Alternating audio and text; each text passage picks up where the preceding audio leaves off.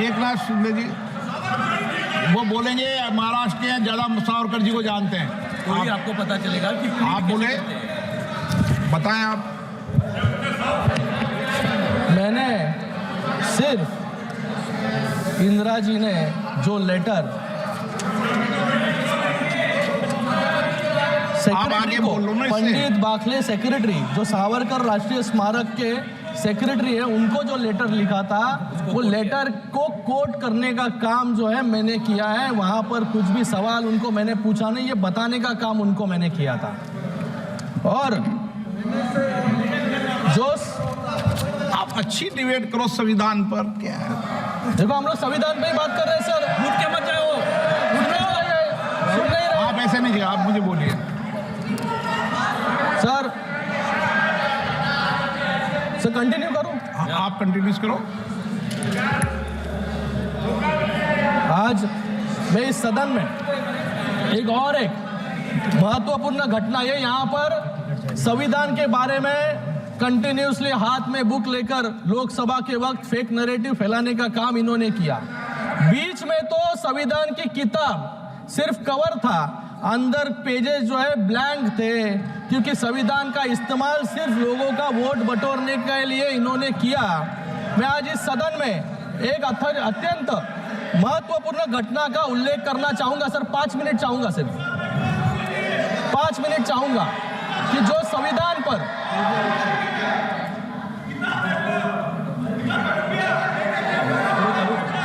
ये यहाँ पर संविधान के बारे में लोकसभा से डिबेट कर रहे हैं, संविधान खतरे में है, संविधान खतरे में है। लेकिन संविधान किसके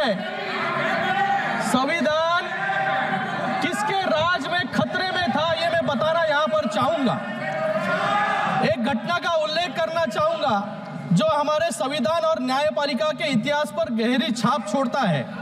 मैं बात कर रहा हूँ इलाहाबाद हाईकोर्ट के जस्टिस जगमोहन लाल सिन्हा जी की, जिन्होंने 1975 में इंदिरा गांधी जी को चुनावी भ्रष्टाचार मतलब इलेक्टोरल मैल प्रैक्टिसेस के लिए अयोग्य ठहराने का ऐतिहासिक निर्णय दिया। यह फैसला न केवल साहसिक था, बल्कि न्यायपालिका की स्वतंत्रता और संविधान की रक्षा का प्रतीक भी था।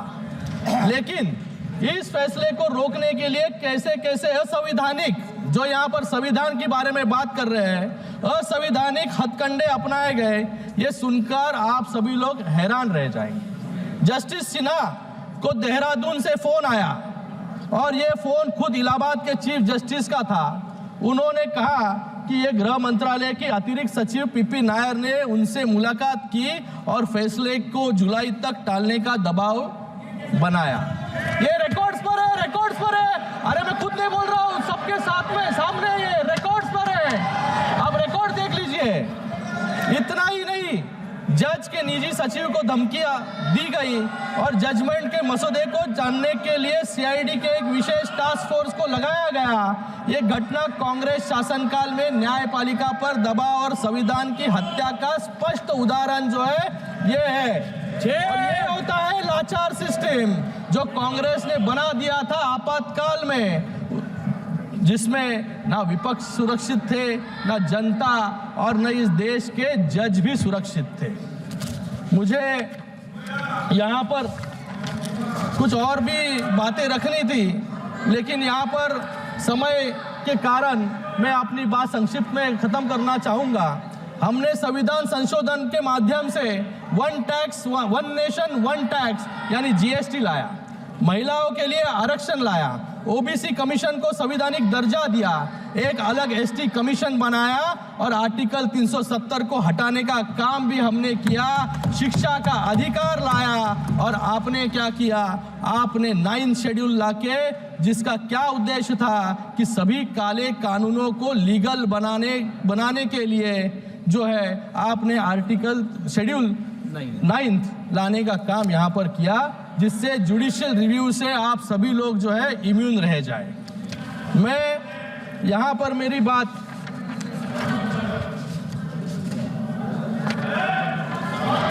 यहाँ पर इन्होंने धारावी की बात की सर। मैं मुंबई से आता हूँ, धारावी के लिए बात करूंगा।